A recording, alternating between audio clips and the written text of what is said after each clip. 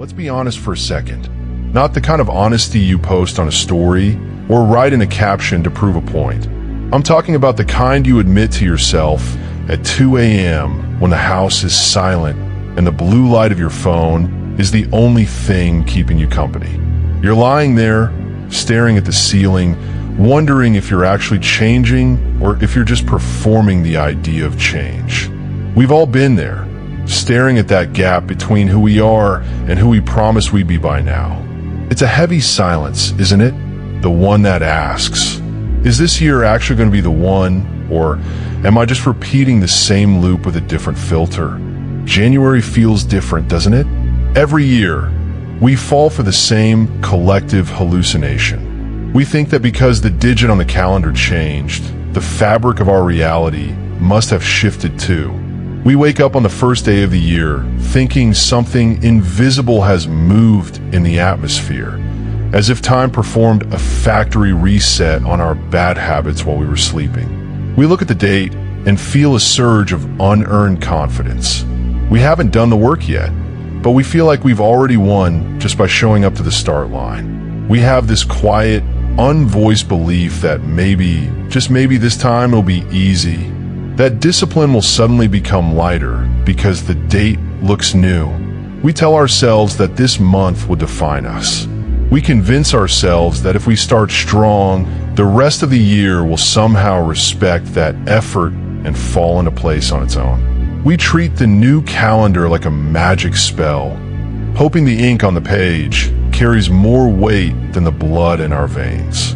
We think this is the version of me I've been waiting for, without realizing that the old version of us is still sitting right there, waiting for the excitement to wear off. New year, new pages, a clean slate that we hope will stay clean. It's a beautiful thought. That hope isn't fake, it's human. It's the part of you that hasn't fully given up yet, the part that says, let me try once more, properly this time. January welcomes everyone with that feeling of infinite potential. But January is cold. It doesn't care about your promises. It doesn't listen to what you say you'll do. It watches what you repeat. It notices what survives after the fire of the countdown becomes a flickering candle in a drafty room. It doesn't get dazzled by your day 1 post. It waits for your day 18 reality. It's the ultimate auditor of the soul. Everyone enters the first week prepared. Your plans are clear, your desk is organized, and your routines look magnificent on paper. Discipline feels safe when it's just a list of bullet points in a leather-bound planner. And for a few days, it actually works. You wake up earlier. You drink the water. You go for the run. You feel proud. Not because it's hard yet, but because it's novel. But novelty isn't discipline. It's just momentum. Momentum is a gift, but it's a temporary one. It comes from the excitement of the new. By the second week, real life returns with a vengeance. The new car smell of your resolution starts to fade. Sleep gets shorter because the kids stayed up late, the project ran over, or you just couldn't put your phone down. Energy drops. The office gets loud again. The alarm clock stops being a call to greatness and starts being an annoyance that you resent. You find yourself sitting on the edge of the bed, head in your hands, thinking, I was so on fire. 7 days ago, where did that person go? It's a frustrating realization. You feel like a stranger to the person who wrote those goals on December 31st. And suddenly, you realize nobody is watching. Your friends aren't asking about your progress anymore because they're struggling with their own. No one is checking if you showed up. No one claps for quiet consistency in the dark. This is where intentions stop sounding good and start revealing their truth. This is the boredom gap. It's that awkward space between I'm excited to start and I'm seeing results. In that gap, there's nothing but the work. There are no mirrors, no medals, and no milestones. There is just the repetition. It's the long, gray hallway where most people turn back because they think they're lost, when in reality, they're just in the middle. Most people don't quit because the work is too hard to physically perform. They quit because the work is monotonous. They quit because progress doesn't announce itself with a trumpet. It whispers so quietly you can barely hear it. Doing the same thing again without an immediate reward feels pointless to the part of us that was promised a new you in 30 days. We live in a world that rewards the result, but January only rewards the process. We want the mountain peak, but January demands we fall in love with the dirt on the trail. Discipline isn't heroic. It isn't a cinematic montage with an upbeat soundtrack and sweat glistening under studio lights. It's ordinary. It's gritty. It's boring. It's doing the simple thing again when it gives you absolutely nothing back emotionally. No ruse, no likes, no visible results in the mirror. Just showing up because you gave your word to the person you see when you brush your teeth. I've been there. You wake up, it's raining, you're tired, and your brain starts making these incredibly persuasive arguments. One day won't hurt. It says, you worked hard yesterday, you deserve a break. You're actually being more balanced by sleeping in. It's a very reasonable voice. It's not the voice of a villain. It's the voice of your comfort zone trying to protect you from the friction of growth. It's the voice of the person you've always been, trying to keep you from becoming the person you said you'd be. By the third week, these excuses start to sound like wisdom. You aren't being lazy. You're just being realistic. You tell yourself the timing is off, or the weather is too bad, or you'll reset when things settle down. You don't quit loudly. You don't delete the app or throw away the shoes. You just pause. You take a temporary leave of absence from your own goals. You think, I'll get back to it when I have more energy, not realizing that energy comes from the habit, not the other way around. And January doesn't argue with you. It doesn't guilt trip you. It doesn't try to motivate you with a quote. It just keeps moving. It watches you negotiate with your standards until you've bartered them down to nothing. It records every time you chose the couch over the commitment. It tracks the silent decay of your ambition. By the end of the month, the truth is laid bare. Not who's the most talented, or who had the most expensive gym gear, or who wrote the best list of goals. January reveals who stayed when it stopped feeling good. Real progress is lonely. It's the effort no one notices except you and the clock. It's the workout you did when you were tired. It's the book you read when you wanted to scroll. It's the silence of choosing the hard path when the easy one was wide open. It's the realization that you don't need to feel like doing it to do it. Feelings are unreliable narrators. Action is the only truth. Why do we fade? It's because we underestimate the cost of change. We think change is an event, a decision we make once. But change is an ongoing tax. Every day, you have to pay the price of being someone new. And by mid-January, the bill starts to feel too high. We start looking for discounts. We start looking for shortcuts. Think about the conversations you have with yourself during this time. Is this even worth it? I haven't seen any weight loss yet, so why bother? I'll just start again in the spring when it's warmer. These aren't just thoughts. They're the ghosts of your old identity trying to haunt your new one. They want you to stay small because small is safe. Small is predictable. But you didn't enter January to be safe. You entered it to be transformed. The fade happens when we value our current comfort more than our future self. It happens when we let the boredom of the present outweigh the vision of the future.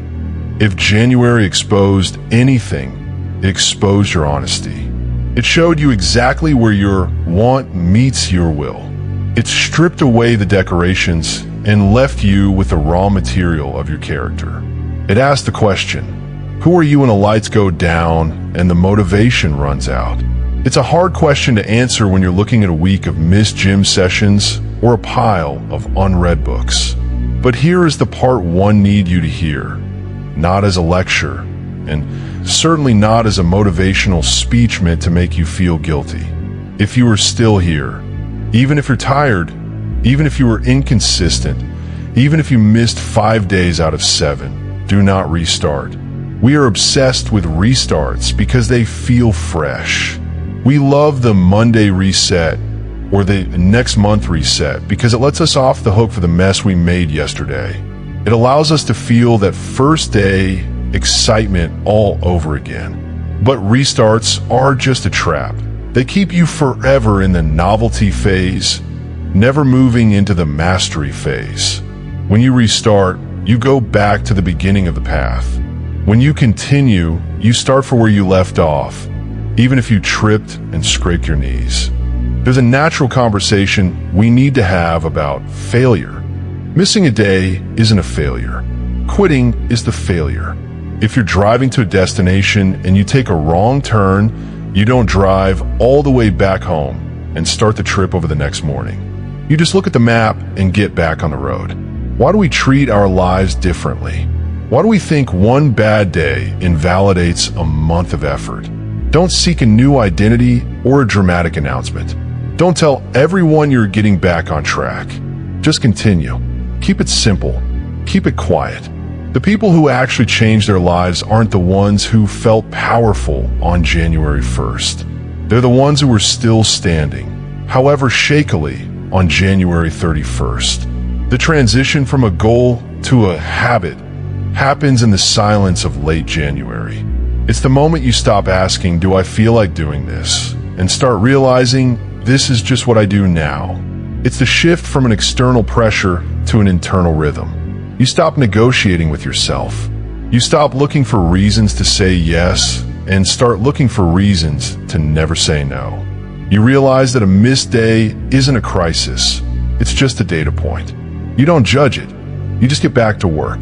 You realize that your identity isn't a destination you reach. It's the path you're currently walking. Resilience is often misunderstood. We think it's about being tough or unbreakable. But real resilience is much softer than that. It's the ability to be disappointed and keep going anyway. It's the ability to be bored and stay focused anyway. It's the ability to be tired and show up anyway.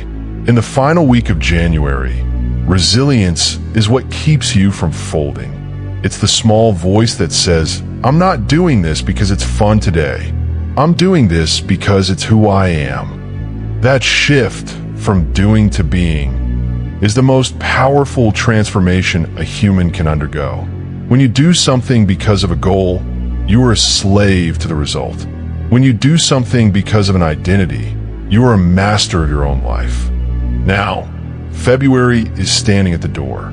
If January is the month of the dreamer, February is the month of the doer. It is the shortest month, but for many, it feels the longest. This is where the crowds thin out. The gyms get quieter. The hustle posts on social media disappear as people drift back into their old patterns. It's the month where the world goes back to sleep, but you stay awake. February is the filter. It separates the people who like the idea of change from the people who are actually willing to be change. It's the month where the new year energy is officially dead and buried. There are no more countdowns, no more fresh start marketing. There is just you, the gray sky, and your commitments. February doesn't care how inspired you were 3 weeks ago. It doesn't care about the colorful vision board you made or the expensive planner you bought. It doesn't care about the plans that didn't survive the first frost. February only notices what you repeat. It is a month of substance, not of style. It's a month where you prove to yourself that your intentions weren't just a seasonal mood. It's where you prove that you weren't just caught up in the hype of the calendar. So, don't enter this new month loudly. Don't make new promises to replace the ones you broke. Enter it honestly. Enter it with the habits that were tough enough to survive the wreckage of January. Bring the effort that doesn't need a cheering section. Bring the discipline that doesn't need a like to stay valid. Think about it. If you can stay consistent when the new year energy is dead, when the weather is gray, and when no one is celebrating you, then you've actually won. You've broken the cycle. You've moved past the trying stage and into the being stage. You've reached the point where the work itself is the reward. Let February be the month where showing up stops being a decision you have to make every morning and starts being your natural state of existence. Where you don't need a pep talk to do the work because the work has become part of your bones. Where effort doesn't wait for permission from your mood, and consistency isn't a burden. It's just your heartbeat. You don't need a new year to be a new you. You just need a Tuesday in February where you refuse to quit. You need a Wednesday where you're tired and you do it anyway. You need a Thursday where you're bored and you stay focused. You need to realize that the person you want to become is built in these quiet, unglamorous moments. January was the audition. You showed what you intended to be. February is the contract. You show who you actually are. January exposed your intentions, but February will finalize your identity. And once your identity is set, the rest of the year has no choice but to follow your lead. January asked if you were interested. February asks if you're committed.